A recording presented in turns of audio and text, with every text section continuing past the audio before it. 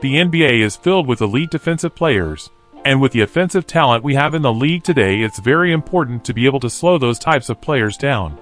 So today I will be giving my all-defensive first team and second team predictions, and I'll even mention a few snubs who could have just as easily made the cut.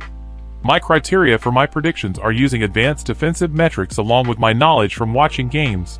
So let's get started.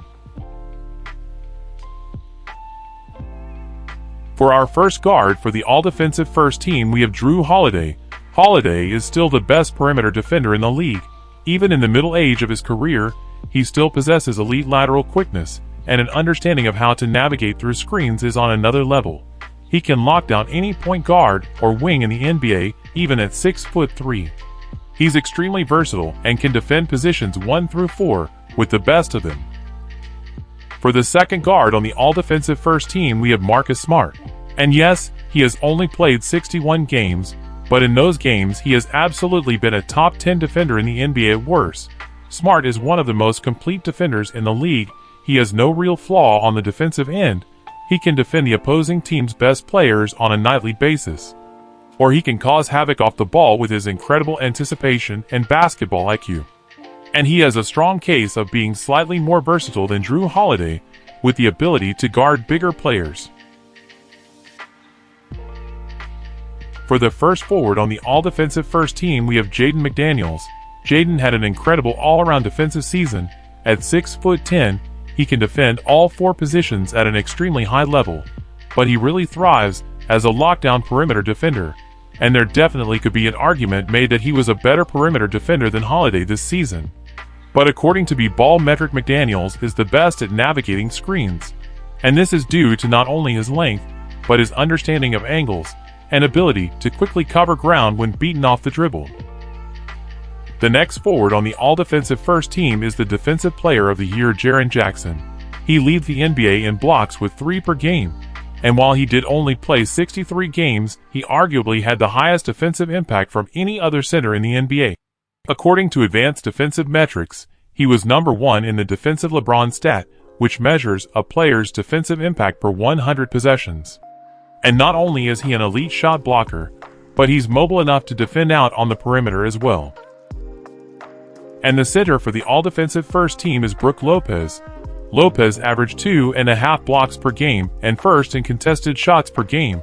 And honestly, while Jackson did deserve the award, I'm surprised Lopez didn't win it this year.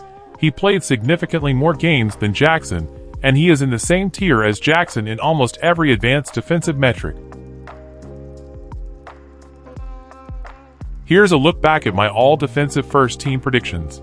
Let me know if you agree. What changes would you make? Our first guard for the all-defensive second team is Alex Caruso. Caruso has been a tremendous defender for the past couple of seasons. He's an excellent on-ball defender and maybe even better off the ball. He averaged 1.5 steals per game, with most of them being in the passing lanes. For the second guard on the all-defensive second team, we have Lou Dort. It's only right we have him on the list.